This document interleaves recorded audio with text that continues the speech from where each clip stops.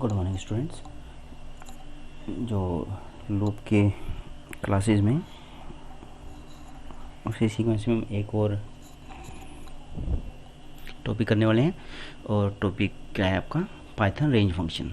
It is very important function and basically it is used with the for loop के साथ हम इसका use करते हैं रेंज फंक्शन का।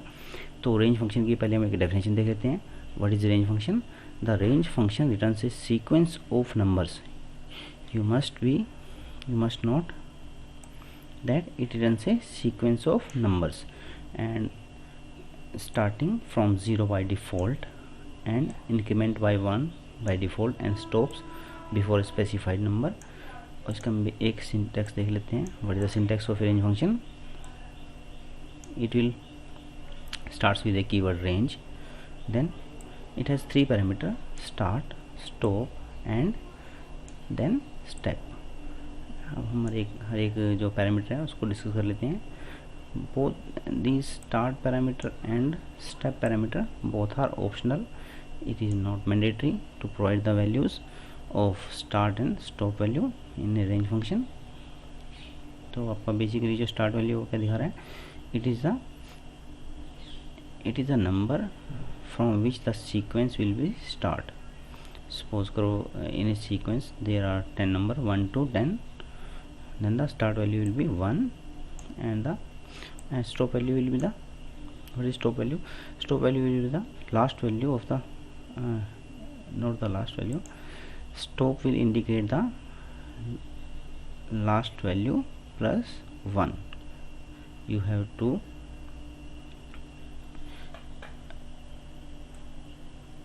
to mention the stop value. और आपका जो सीक्वेंस है वो कहाँ, सीक्वेंस का जो लास्ट नंबर वो क्या होगा?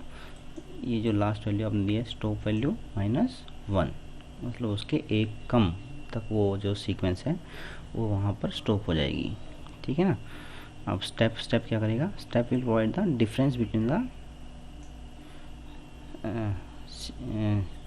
It will provide the difference between the elements of A sequence.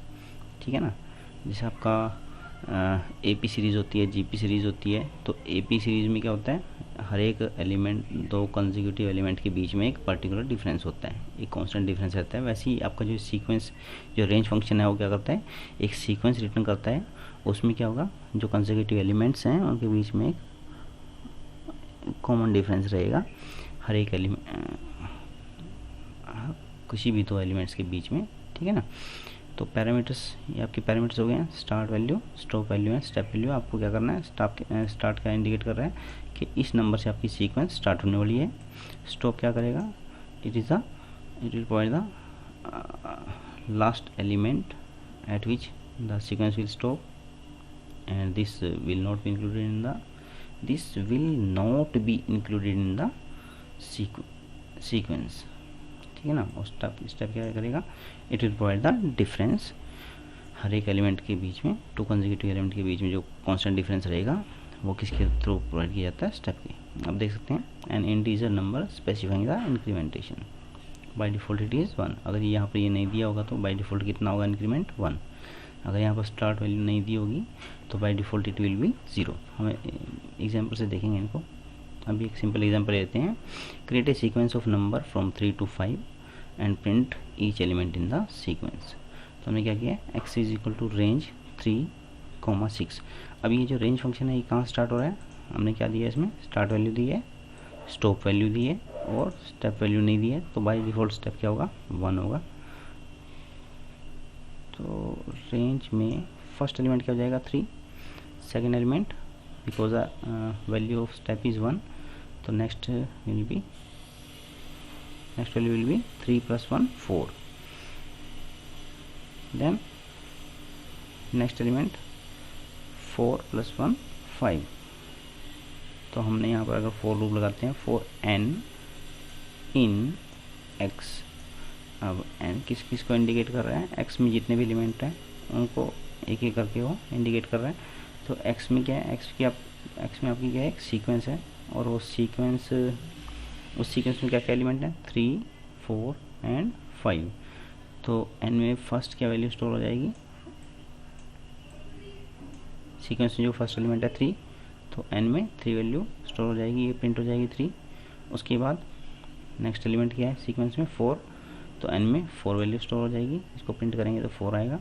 Then 5, और ये जो स्टॉप वैल्यू है वो क्या रहती है, it is not included in the sequence. ये आपको ध्यान में रखना है कि जो स्टॉप वैल्यू होती है वो सीक्वेंस में इंक्लूडेड नहीं रहती है। ठीक है, अब इसके बहुत सारे एग्जांपल हम देख सकते हैं। अगर मैं यहाँ पर I will not provide the start value and not provide the I will not provide the start value and I have not provided the step value. This is only the stop value. Then what will be the sequence? जो ये range function है वो क्या sequence return कर रहा है, उस sequence में एलिमेंट कहाँ स्टार्ट होगा, क्योंकि बाय डिफ़ॉल्ट जो स्टार्ट की वैल्यू कितनी है 0 है और स्टॉप वैल्यू हमने दी है 6, तो उसमें जो सीक्वेंस में एलिमेंट होंगे वो कहाँ से कहाँ तक होंगे, 0 से लेकर 5 तक। अगर मैं इसको प्रिंट करूँ, रन करूँ प्रोग्राम को, तो हमको क्या ये वैल्यू प्रोवाइड कर रहा है 0 1 2 3 4 5। अगर मैं यहाँ पर स्टॉप वैल्यू के बाद स्टेप में अगर मैं कुछ वैल्यू देना चाहता हूँ, सपोज करो मैं देता हूँ 2, तो अब इसमें जैसे बाय डिफ़ॉल्ट क्या था, बाय डिफ़ॉल्ट तो जो इंक्रीमेंट वैल्यू होती है वो 1 होती है, ठीक है ना। अब यहाँ पर हमने प्रोवाइड कर दिया है स्टेप वैल्यू 2, तो हर एक एलिमेंट के बीच में कितना डिफरेंस रहेगा, हर एक सीक्वेंस के कंसेक्यूटिव एलिमेंट्स के बीच में जो डिफरेंस रहेगा वो 2 का रहेगा। अगर हम इसको रन करें तो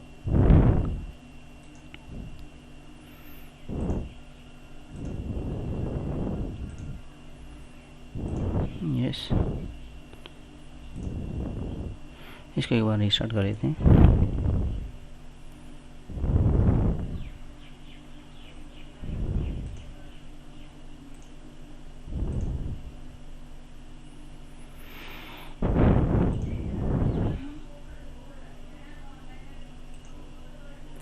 Okay, I have not provided the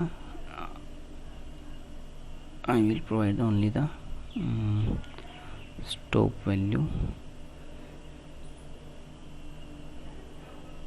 and the step value, because step is the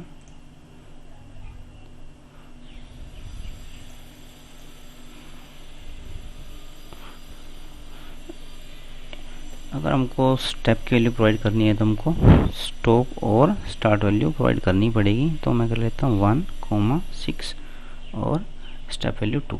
तो इससे क्या होगा, जो सीक्वेंस है वो 1 से स्टार्ट हो रही है, 1 के बाद नेक्स्ट एलिमेंट क्या आएगा, उसमें 2 का इंक्रीमेंट करेंगे तो 3 आएगा, और ये स्टॉप कहाँ होगा 6 तक होगा, और first element 1, then second element will be 1 + 2 3, third element will be 3 + 2 5।